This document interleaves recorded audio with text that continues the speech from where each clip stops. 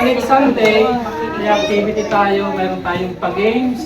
Meron tayong games, meron kami mga pa-presentation.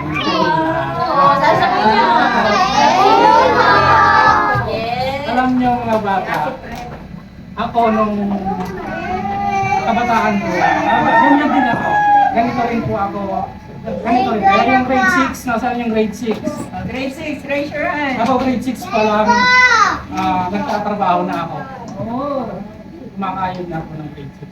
Doon ako nag-umpisa upang mahubog pa kung paano magkapira. Kaya, ano lang, yung grade 6, grade 5, kayo, alam ko, may mga tamang pag-iisip na kayo na. Diyan nagsisimula kung paano mahubog yung ating mga isip para sa ating sarili. Yun lang. Ayaw ko magsalita pa. Sige po, let's go po tayo. Sunod na lang po kami.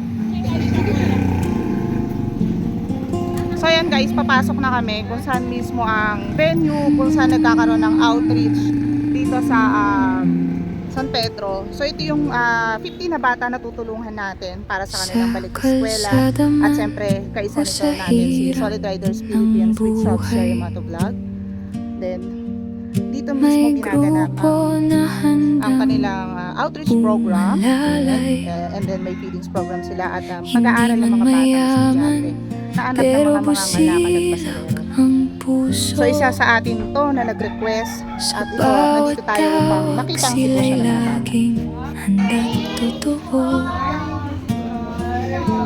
hindi napapagod, Good morning!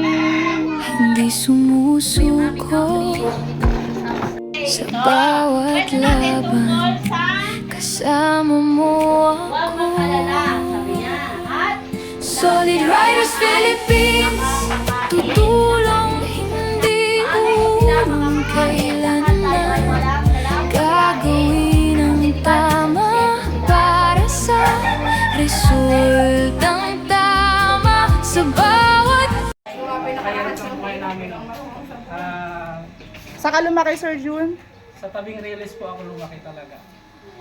Batang release sabi. Sino may alam sa Reynes? Nakita niyo na ba Reynes? Yung daanan ng tren? Yung daanan ng tren. Nandun lang ako.